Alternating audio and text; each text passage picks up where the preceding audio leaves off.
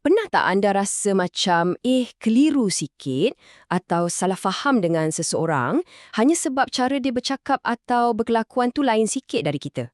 Kan, dalam dunia kita yang serba terhubung sekarang ni, pandai berkomunikasi dengan orang dari budaya lain tu bukan lagi satu kelebihan tau, tapi dah jadi satu kemestian.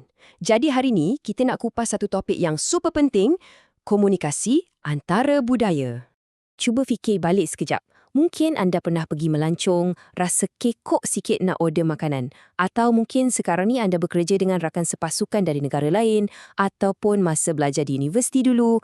Interaksi macam ni dah jadi asam garam kehidupan kita sekarang kan? Dan semua interaksi inilah, walaupun kadang-kadang boleh jadi janggal, ia sebenarnya adalah realiti dunia moden kita.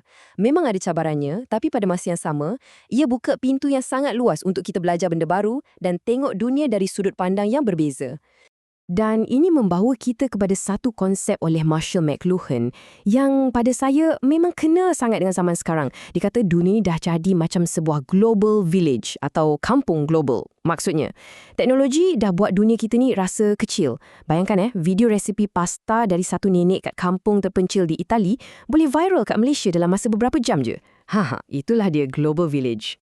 Okey, ini dia pelan perjalanan kita untuk kupasan kali ini. Pertama, kita akan tengok kenapa benda ni penting sangat. Lepas tu, kita akan bagi definisi yang jelas. Apa benda sebenarnya komunikasi antara budaya ni? Dan akhir sekali, kita akan rungkai macam mana ia berfungsi dalam dunia nyata. Jadi, jom kita mula dengan soalan paling asas. Kenapa kita kena ambil tahu pasal benda ni? Dalam banyak-banyak benda kita nak fikir, kenapa komunikasi antara budaya ni dah jadi satu kemahiran yang kritikal? Jawapannya, ada 3 kuasa besar yang sedang mengubah dunia kita sekarang. 3 faktor utama ni ialah teknologi, demografi dan ekonomi. Jom kita bedah siasat satu persatu. Faktor pertama, semestinya teknologi. Dengan adanya flight, internet laju, telefon pintar, sempadan geografi tu dah jadi macam tak wujud. Kita boleh ada kawan baik dari Brazil yang kita tak pernah jumpa secara fizikal atau buat bisnes dengan klien di Eropah melalui video call je. Dunia memang betul-betul di hujung jari. Kedua, demografi. Angka ni memang menakjubkan.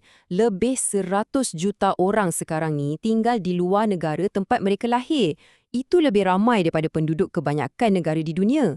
Maksudnya, kepelbagaian budaya tu bukan lagi sesuatu yang jauh. Ia ada di sekeliling kita, jiran kita, rakan sekerja kita, malah mungkin dalam keluarga kita sendiri.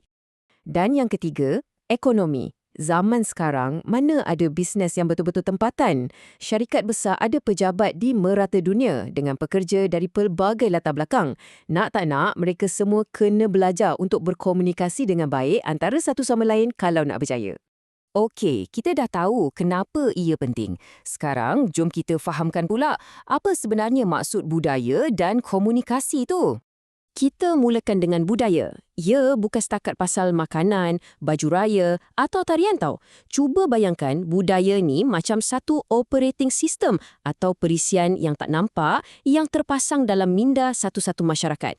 Dialah yang menentukan apa yang dianggap sopan, apa yang penting, apa yang kelakar, pendek kata, cara kita hidup seharian.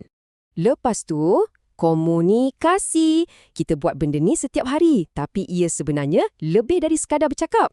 Ia satu proses 2 hala. Kita bukan saja hantar mesej, tapi kita cuba bina satu pemahaman yang sama dengan orang yang kita bercakap tu. Macam membina jambatan antara 2 fikiran.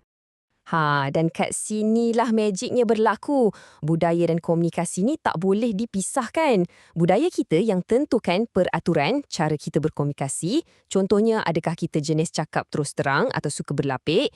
Tapi pada masa yang sama, cara kita berkomunikasi setiap hari itu pula yang akan mengukuhkan dan kadang-kadang mengubah budaya kita sikit demi sikit.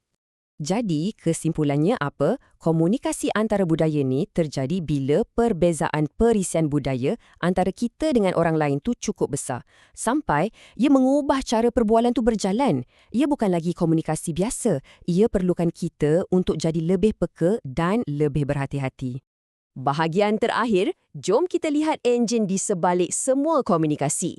Sebenarnya ada beberapa prinsip asas yang mengawal setiap interaksi kita. Dan prinsip ni jadi lagi penting bila kita bercakap dengan orang dari budaya lain. Mana-mana komunikasi pun, ia berpegang pada 5 prinsip utama ni. Ia sentiasa bergerak dan berubah, ia guna simbol, ia bergantung pada keadaan, ia memaksa kita membuat andaian dan yang paling penting, ia sentiasa ada kesannya. Okey, prinsip 1 dan 2. Pertama, ia dinamik. Maksudnya, perbualan tu tak pernah statik. Ia hidup, ia berubah dengan setiap perkataan yang keluar. Kedua, ia simbolik. Kita guna perkataan, isyarat tangan, senyuman, semua tu simbol untuk sampaikan maksud. Kat sinilah boleh jadi masalah. Isyarat thumbs up yang kita rasa okey, mungkin satu penghinaan di tempat lain. Prinsip ketiga, komunikasi ni sistemik. Bunyi macam kompleks kan? Maksud mudahnya, ia sangat-sangat bergantung pada konteks atau keadaan sekeliling. Contoh paling best, kita tengok dalam meeting bisnes. Kalau kat Amerika, selalunya bos akan buat keputusan, okey kita buat macam ni. Cepat dan terus. Tapi kalau di Jepun pula, lain ceritanya. Bos akan kumpulkan semua orang, bincang sama-sama dan hanya buat keputusan bila semua dah setuju. Nampak tak? Konteks berbeza, peraturan komunikasi pun berbeza. Yang keempat, ia melibatkan inferensi. Maksudnya, kita membuat tekaan atau tafsiran. Sebab kita tak boleh baca fikiran orang kan? Jadi, kita tengok cara dia bercakap, bahasa badan dia dan kita cuba tafsir apa maksud dia. Kalau seseorang tak pandang mata kita masa bercakap, adakah sebab dia tak hormat? Atau sebab dalam budaya dia, itu tanda hormat? Tafsiran kita tu sangat dipengaruhi oleh perisian budaya kita sendiri. Dan yang terakhir dan mungkin yang paling penting, setiap komunikasi ada kesannya. Tak ada perbualan yang sia-sia. Setiap kali kita bercakap dengan seseorang, ia akan tinggalkan kesan. Mungkin ia ubah sikit cara kita pandang dia, atau ia pecahkan satu stereotip yang kita pegang selama ni, atau ia buka mata kita pada satu cara fikir yang baru. Jadi, untuk kita simpulkan, komunikasi biasa pun dah cukup rumit. Bila kita letak pula lapisan budaya di atasnya, ia jadi lagi mencabar. Ia perlukan kita untuk jadi lebih sedar, lebih sabar dan yang paling penting, lebih ingin tahu tentang orang lain. Sebagai penutup, saya nak tinggalkan anda dengan satu soalan. Dengan pemahaman baru ni, apa agaknya satu perkara kecil yang anda boleh ubah dalam cara anda bercakap dengan orang lain esok untuk jadikan jambatan pemahaman antara anda dan mereka tu lebih kukuh? Fikir-fikirkan.